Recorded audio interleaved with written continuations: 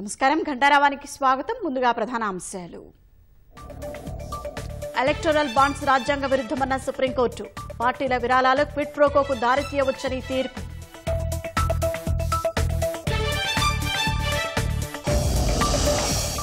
నల్లధనం అరికట్టేందుకు ఎలక్టోరల్ బాండ్లు ఒక్కటే మార్గం కాదు. విరాళాలు ఇచ్చిన వారి పేర్లు రహస్యంగా ఉంచడం తగదన్న ధర్మాసనం.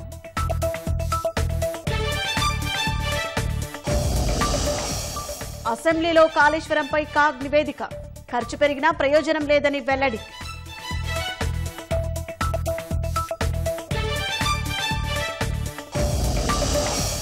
సభ జరుగుతుంటే మీడియా పాయింట్లో మాట్లాడవద్దు. అనుమతి లేకుండా ఎలక్ట్రానిక్ పరికరాలు వాడొద్దన్న స్పీకర్.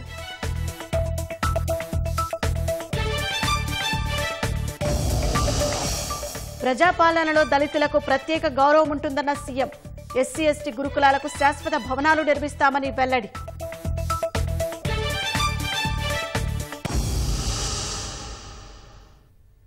సార్వత్రిక ఎన్నికల ముందు ఎన్నికల బాండ్ల పథకాన్ని కొట్టివేస్తూ సుప్రీంకోర్టు సంచలన తీర్పు వెలువరించింది. రాజ్యాంగంలోని అధికరణ 19 సబ్ రూల్ 1A ప్రకారం సమాచార హక్కు, వాక్ స్వాతంత్రపు హక్కు, భావ వ్యక్తీకరణ హక్కులను హరిస్తుందని పేర్కొంది. ఎన్నికల బాండ్లు జారీ చేయడం రాజ్యాంగ వ్యతిరేకమని సుప్రీంకోర్టు రాజ్యాంగ ధర్మాసనం స్పష్టం చేసింది.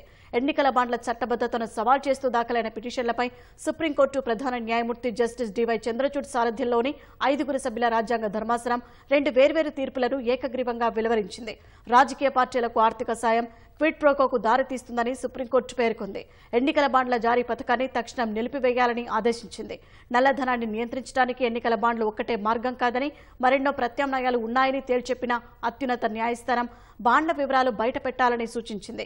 ఎన్నికల బాండ్ల వివరాలను ఎస్బీఐ వచ్చే నెల 6వ తేదీ నాటికల్లా ఎన్నికల సంఘానికి సమర్పించాలని సుప్రీంకోర్టు రాజ్యాంగ ధర్మాసనం ఆదేశించింది.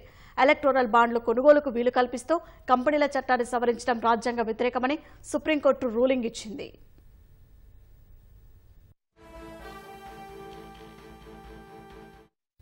రాజకీయ పార్టీల విరాళాల సేకరణలో పారదర్శకత తెచ్చే చర్యలో భాగంగా నగదు విరాళాలకు బదులుగా 2018 జనవరి 2న ఎన్నికల బాండ్ల పథకాన్ని కేంద్ర ప్రభుత్వం అమల్లోకి తెచ్చింది. ఈ పథకం నిబంధనల ప్రకారం దేశ పౌరులు ఎవరైనా దేశంలో ఏర్పాటైన ఏ కార్పొరేట్ సంస్థ అయినా ఎలక్టోరల్ బాండ్లను కొనుగోలు చేయవచ్చు. పౌరులు తామొక్కరు లేదా ఇతరులతో కలిసి కూడా ఎలక్టోరల్ బాండ్లు కొనుగోలు చేయవచ్చు.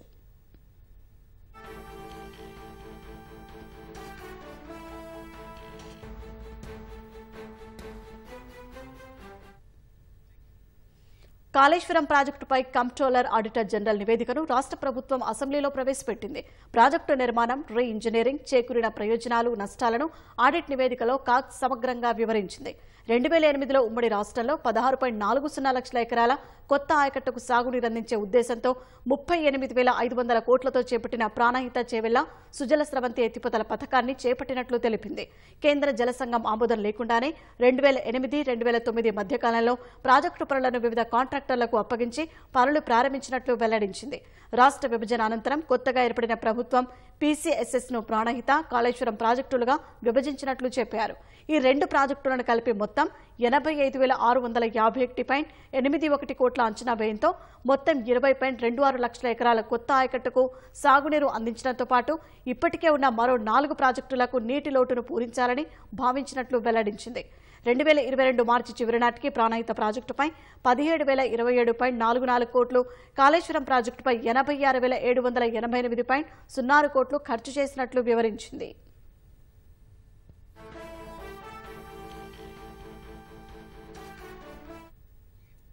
ప్రాణహిత చేవెళ్ల ప్రాజెక్టుకు వాస్కాస్ రూపొందించిన డీపీఆర్లో అనేక లోపాలు ఉన్నప్పటికీ కాళేశ్వరం ప్రాజెక్టు బాధ్యతలను సైతం అదే సంస్థకు అప్పగించినట్లు వివరించింది.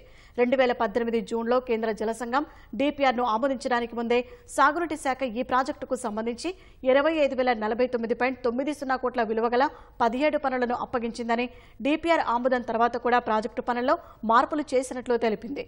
కేంద్ర జల సంఘానికి సమర్పించిన డీపీఆర్లో ఈ ప్రాజెక్టు కోసం గోదావరి నది మంచి రోజుకు 2 టీఎంసీల చొప్పున నీటిని ఎత్తిపోయాలని ప్రతిపాదించినా ఆ తర్వాత అవసరం లేకున్నా పంపింగ్ సామర్థ్యాన్ని రోజుకు 3 టీఎంసీలకు పెంచారని, దీని కారణంగా 428.151 కోట్ల అదనపు వ్యయమవుతుందని పేర్కొంది.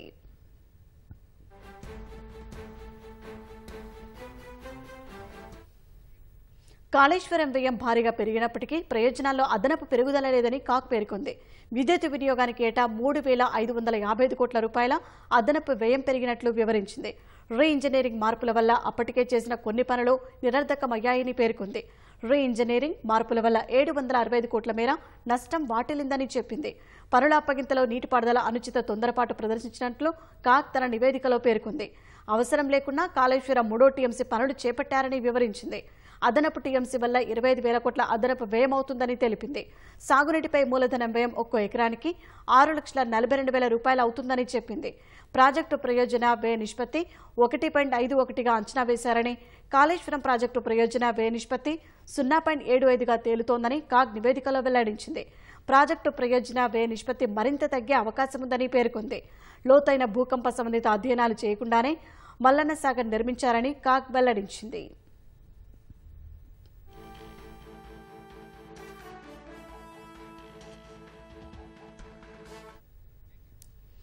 అసెంబ్లీలో నిన్నటి ఘటనల నేపథ్యంలో సభాపతి గడ్డం ప్రసాద్ కుమార్ సభ్యులకు పలు సూచనలు చేశారు. సభ జరుగుతుంటే మీడియా పాయింట్లో మాట్లాడవద్దని తెలిపారు. సభ జరగనప్పుడు మాత్రమే మీడియా పాయింట్ వినియోగించాలని సభ్యులకు సభాపతి సూచించారు. సభ వాయిదా పడినప్పుడే మీడియా పాయింట్లో మాట్లాడాలని చెప్పారు. అదేవిధంగా సభలో మొబైల్, ఎలక్ట్రానిక్ పరికరాలు వాడొద్దని చెప్పారు. ముందస్తు అనుమతి లేకుండా వీడియోలు, ఫోటోలు ప్రదర్శించవద్దని సూచించారు. ఇక భాజపా శాసన సభాపక్ష నేతగా ఏలేటి మహేశ్వర్ రెడ్డి ఎన్నికను సభాపతి అధికారికంగా ప్రకటించారు. అనంతరం 0 అవర్తో శాసనసభ సమావేశాలు ప్రారంభించి కొత్త సభ్యులు మాట్లాడేందుకు సభాపతి అవకాశం కల్పించారు. I am to announce to the House that Sri Eleti Maheshwar Reddy MLA has been recognized as a floor leader of Bharatiya Janata Legislative Party in the 3rd Telangana Legislative Assembly as per the communication received by me from State President BJP. I am to announce to the House that honorable members are requested not to use and exhibit the videos and phones from electronic gadgets such as mobile phones, tabs, etc. in the House without the prior permission from the chair. I am to announce to the House that honorable members are advised not to use the media point provided in the precedents of the assembly while the assembly session is going on. Honorable members may use media point during the tea break, lunch break of the house or adjournment of the house for the day. దయచేసి గౌరవ సభ్యులకు అందరికీ విజ్ఞప్తి, అవకాశం ఇప్పుడు 0 అవర్స్లో వచ్చింది కాబట్టి నూతనంగా ఎన్నుకోబడిన శాసనసభ్యులు ఎవరన్నా మాట్లాడదలుచుకుంటే మీరు మాట్లాడవచ్చు. ఎందుకంటే సీనియర్ శాసనసభ్యులు ఎప్పటికీ మాట్లాడుతుంటారు కాబట్టి కొత్తగా వచ్చిన శాసనసభ్యులకు అవకాశం ఉన్నది, మాట్లాడవలసిందిగా కోరుతున్నాను. చదువులను తండాలకు తీసుకెళ్లే బాధ్యత కాంగ్రెస్ ప్రభుత్వానిదని ముఖ్యమంత్రి రేవంత్ రెడ్డి అన్నారు. హైదరాబాద్ బంజారా భవన్లో సంతశ్రీ సేవాలాల్ 285వ జయంతి ఉత్సవాల్లో సీఎం పాల్గొన్నారు. బంజారా సోదరులను కలవడం అంటే కాంగ్రెస్ కుటుంబ సభ్యులను కలుసుకున్నంత ఆనందంగా ఉందని ముఖ్యమంత్రి పేర్కొన్నారు. బంజారాల ఆశీర్వాదంతోనే ప్రజాప్రభుత్వం ఏర్పడిందని కొనియాడారు. సేవాలాల్ జయంతిని ఆప్షనల్ హాలిడేగా ప్రకటించిన ముఖ్యమంత్రి జయంతి ఉత్సవాలు జరిపేందుకు 2 కోట్ల నిధులు విడుదల చేస్తున్నట్లు ప్రకటించారు. తండాలలో ఎటువంటి సమస్య ఉన్నా ప్రభుత్వం దృష్టికి తీసుకురావాలని రేవంత్ రెడ్డి కోరారు. ఇందిరమ్మ రాజ్యం వచ్చిందే బంజారాల కోసం, ఇందిరమ్మ రాజ్యం తెచ్చిందే ఈ బంజారా సోదరులు అని చెప్పి నేను ఈ సందర్భంగా తెలియజేస్తున్నా. 1976లో బంజారా సోదరులను షెడ్యూల్డ్ ట్రైబ్స్ లో శ్రీమతి ఇందిరాగాంధీ గారు చేర్పించారు.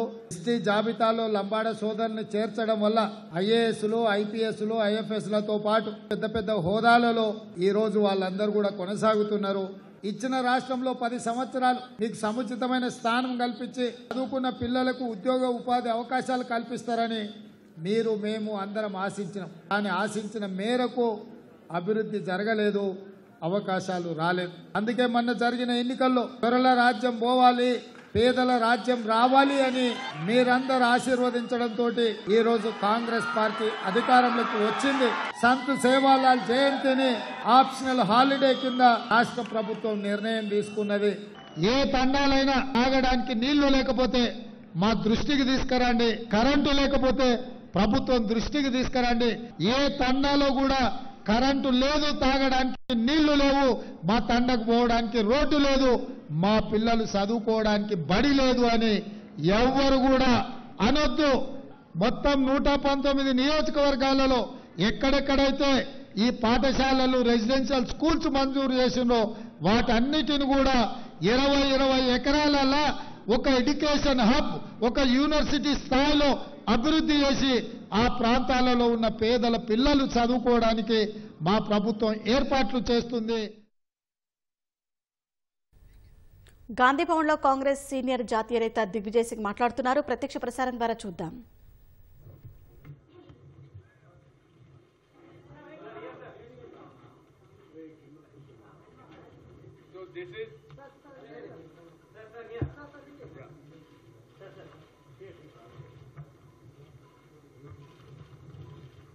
This document is a well-researched document which specifies आर्थिक अन्याय, सामाजिक अन्याय एंड राजनीतिक अन्याय.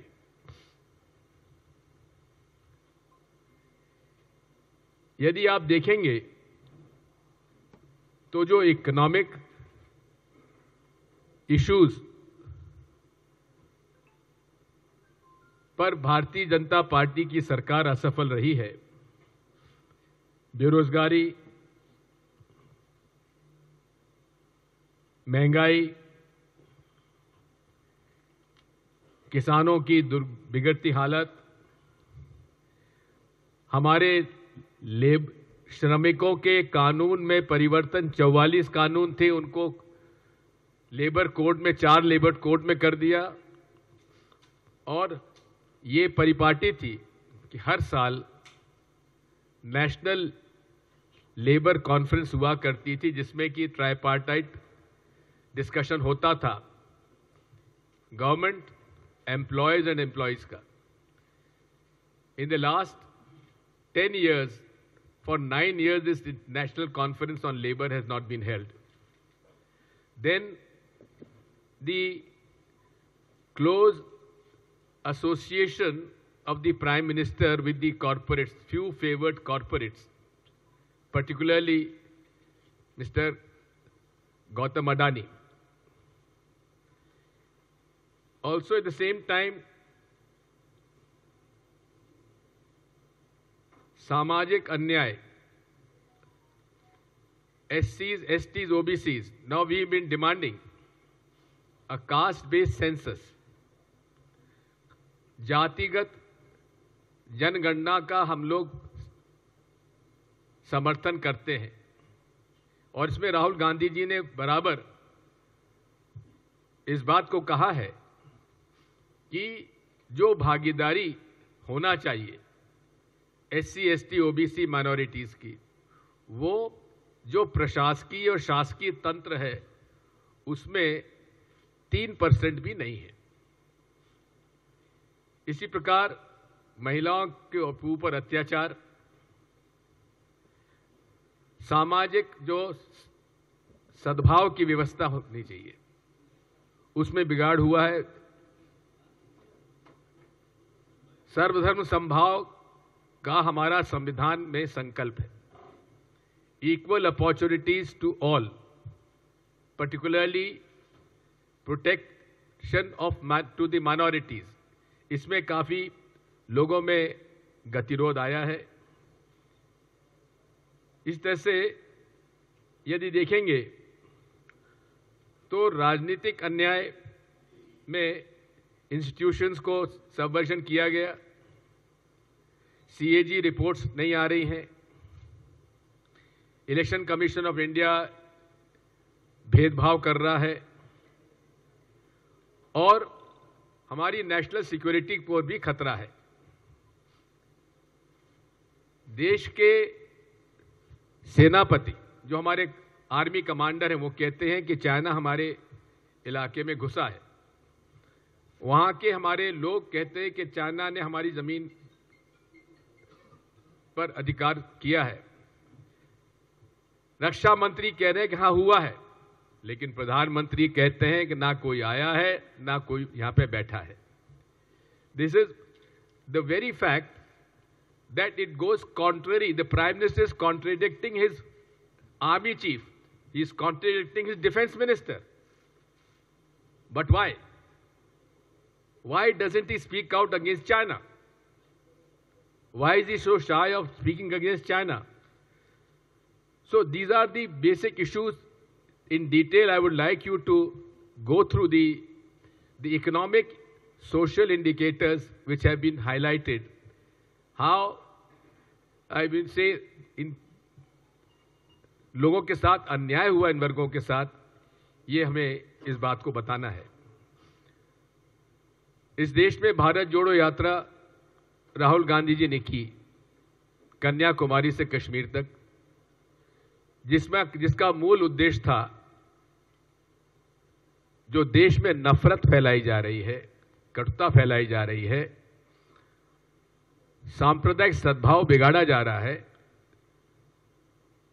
उसको कैसे हम लोग आगे बढ़ाएं। और जो फेमस स्टेटमेंट है, मैं नफरत के बाजार में मोहब्बत की दुकान खोलना चाहता हूं, that was the crux of our Bharat Jodo Yatra. Now the east west yatra is the Bharat Jodo Nyay Yatra, and the 5 issues of this yatra is giving justice to the farmers, giving justice to the women, giving justice to the youth, giving justice to the labor. And to do that, participation, भागीदारी, किसानों को न्याय, महिलाओं को न्याय, युवाओं को न्याय, श्रमिकों को न्याय, और ये सबको पूरा न्याय दिलाने के लिए सबकी भागीदारी, विच इज द एसेंस। ये हमारा भारत के जो सनातन धर्म की परंपरा है, सर्वधर्म संभाव, वासुदेव कुटुंबकम, उसका ही आधार, this is the idea of India. और वही हमारा कांग्रेस की मेन आइडियोलॉजी रही है, और वही इंडियन कॉन्स्टिट्यूशन का मूल आधार है, जिसको कि भारतीय जनता पार्टी वायलेट करने में लगी हुई है।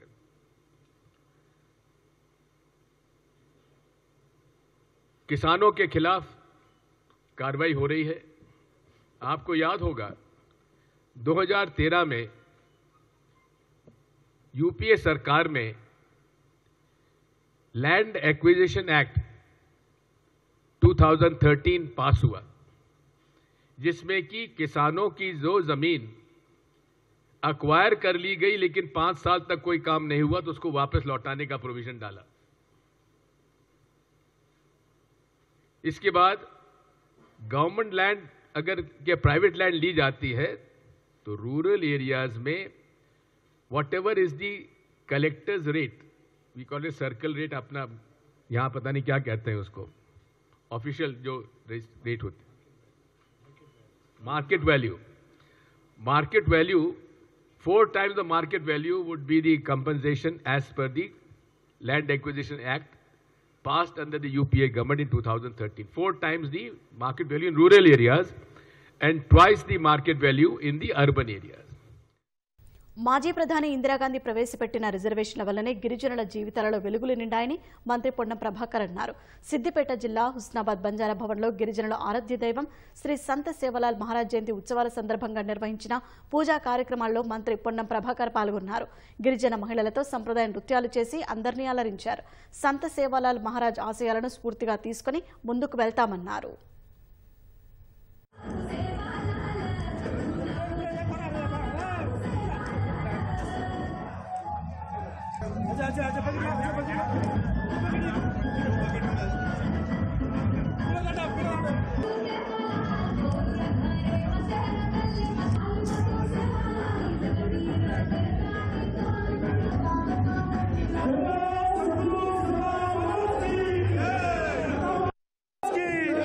जगदम्बा यानी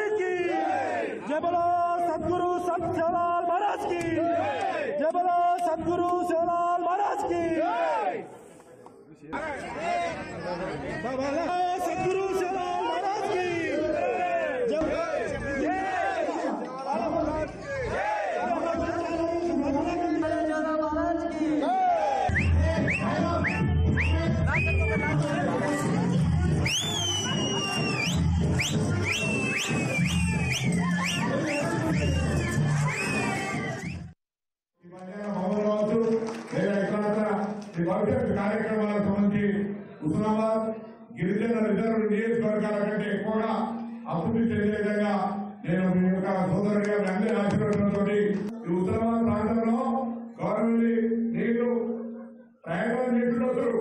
కానీ అది నింపితే కాలువల ద్వారా తీసుకోవడానికి వ్యవస్థనే లేదు. అదే విషయం చెప్తే ఉంటా నా మీదనే గవర్నమెంట్ పూర్తయితే మంత్రి గారు కావాలా లేకపోతే అనేటువంటి విధంగా మాట్లాడుతున్నటువంటి పరిస్థితి. ఈ ప్రాంత రైతాంగానికి గౌరవమైన ప్రాజెక్టు నిలియాలి, మీ బాధ్యత ఇయ్యలేదు ఇచ్చామని చెప్పుకుంటే ఎట్లా అనే మాట మాట్లాడితే ఆ విధంగా ఎదురుదాడు తిరిగి కూసో అంటే ఎవరు చెప్తే వినేది కాదు. కూసో మనం కూడా అంతే గట్టిగా ఎవరికి పాలనలో కాదు కదా మీరు ఇచ్చినటువంటి శిక్ష మీరు చెప్తే కూర్చుంటే స్పీకర్ గారు పని చెప్పినా ఇక్కడ హుస్నాబాద్ ప్రాంత ప్రజలంతా గౌరవమైన నీళ్ళు తెమ్మని కొట్టాడమంటారు. రాయితీపై ట్రాఫిక్ చలాల చెల్లింపునకు నేటితో గడువు ముగియనుంది. వాహనాల పెండింగ్ చలాన్లపై రవాణా శాఖ భారీ రాయితీ ఇచ్చింది. చెల్లింపునకు ఇవాళ అర్ధరాత్రి 11:59 వరకు గడువు విధించింది. మరోసారి గడువు పెంపు ఉండదని రవాణా శాఖ అధికారులు స్పష్టం చేశారు.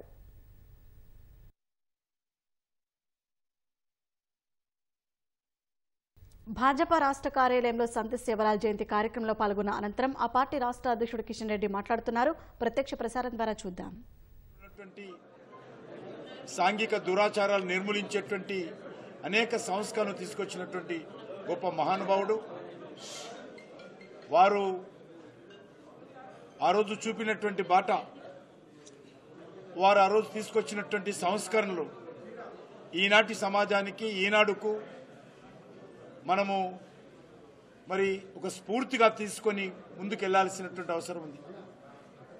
ఆయన చూపినటువంటి బాటలో నడవాల్సినటువంటి అవసరం ఉంది. అందుకే ఈరోజు భారతీయ జనతా పార్టీ గిరిజన మోర్చా ఆధ్వర్యంలో పార్టీ ఆధ్వర్యంలో అనేక కార్యక్రమాలు పార్టీ తరఫున నిర్వహిస్తూ ఉన్నాము. నిజంగా సంత్ సేవలాల్ మహారాజు మన తెలుగు రాష్ట్రాలలో జన్మించాడు. వారు తెలుగు రాష్ట్రాలలోనే ఉద్యమానికి నిర్మాణం చేశాడు. తెలుగు రాష్ట్రాలలోనే వారు సంత్గా మారారు, మహారాజుగా మారారు.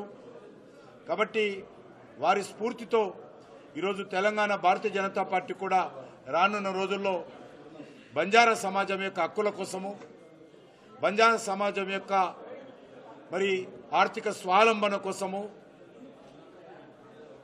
బంజారా సమాజం యొక్క ఎంపవర్మెంట్ కోసము, బంజారా బస్తీలు ఉన్నటువంటి ప్రాంతాలలో రోడ్డు సమస్య కానీ, మంచినీటి సమస్య కానీ, కనెక్టివిటీ సమస్య కానీ భారతీయ జనతా పార్టీ తరఫున చేయబోతా ఉన్నాము.